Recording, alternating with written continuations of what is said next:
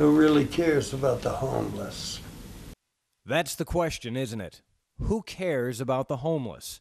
Who cares about their lives, their spirit, their stories?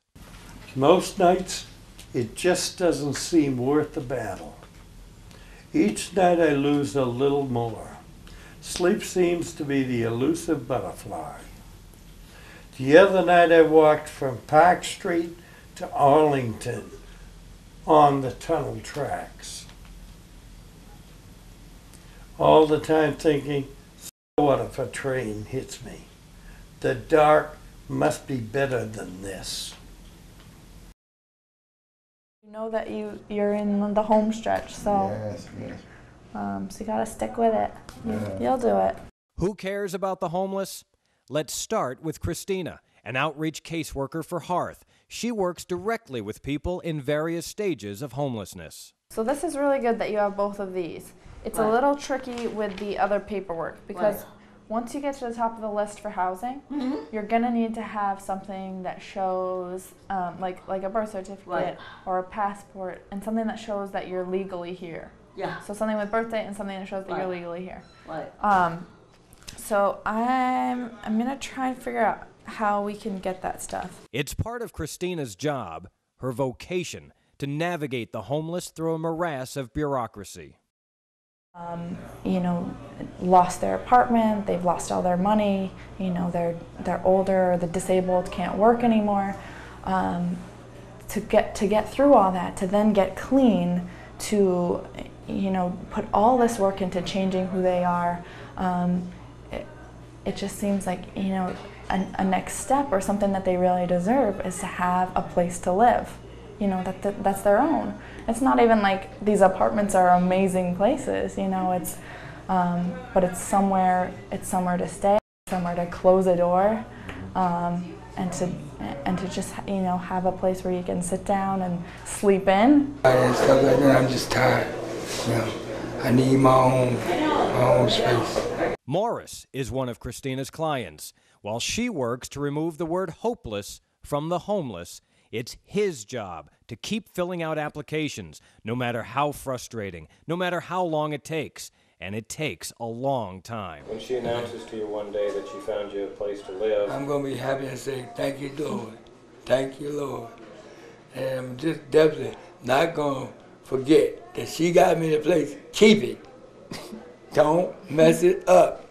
And I think a huge part of what I do is just to have that connection with people, to, you know, hold on to that little bit of hope, and whether that's, you know, just reminding them that if they stick with the process, eventually they will get housing. Yeah. Hey, I feel good though. I'm serious, like I say, you know, like I say 2 months, whatever, you know, much better than I did before. William is on the verge of finding a home, and that will be a very special day for him and all the people who care about him. Imagine you use your imagination. You walk into your new home and you say goodbye to the people that came with you, and then you close the door and you're alone in your own apartment for the first time. What are you going to do? I'm gonna smile. Say, this is what I always want, something of my own. I just lay back. That's what I'm gonna do. And then cook some soul food. Cook some food. I'm cooking every kind of food come by. I'm gonna cook. I'm gonna start off with my collard greens and cornbread. I mean, depression is right here.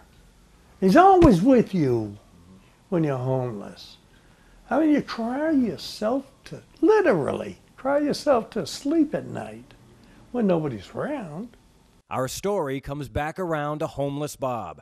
Formerly homeless Bob, formerly because somebody cared. And I think the first time I saw you, I was a little skeptical, and it was kind of, I walked on by, to be honest. Chris Nordstrom did what most people do, and then she did something else. And I had noticed your sign, the smile, it's the law, and it made you smile. And he would tell jokes, and it was just kind of fun, and he made me not afraid to venture out and to, you know, just be friendly, you know. Chris, along with a civil rights attorney, Jonathan Margolis, decided to step in and help, and it was really that easy.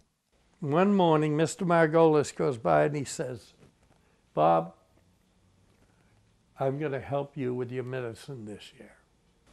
And the next morning, he's coming, I can see him coming over Park Street, crosses the street, and I said, Mr. Margolis, with all due respect, what's in it for you? You know, because I've learned to be speculative or whatever. Cynical. Boy, yes. I didn't want to go that hard. Not with Mr. Margolis. Anyways, he said, I just want to help. And from that point on, I took him for his word. And our friendship just went so deep. And when it came time for one friend to help another find a home, Hearth was there. And now Bob is here at Ruggles. I mean, any room is good for me. Call me when dinner's on.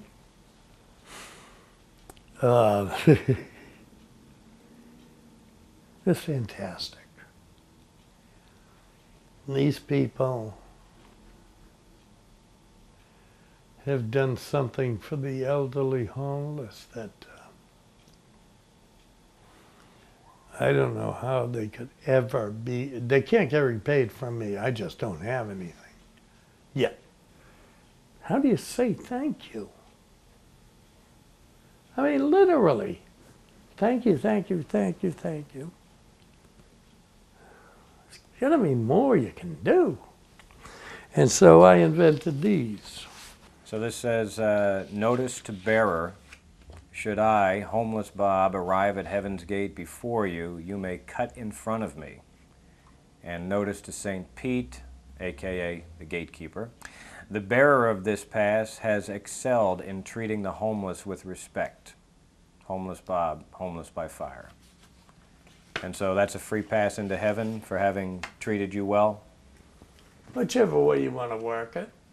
Yes, it's for treating me well, damn it. Mm-hmm. How else?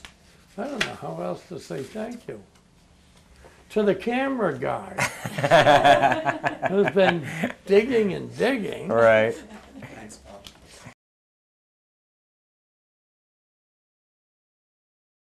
Who cares about the homeless?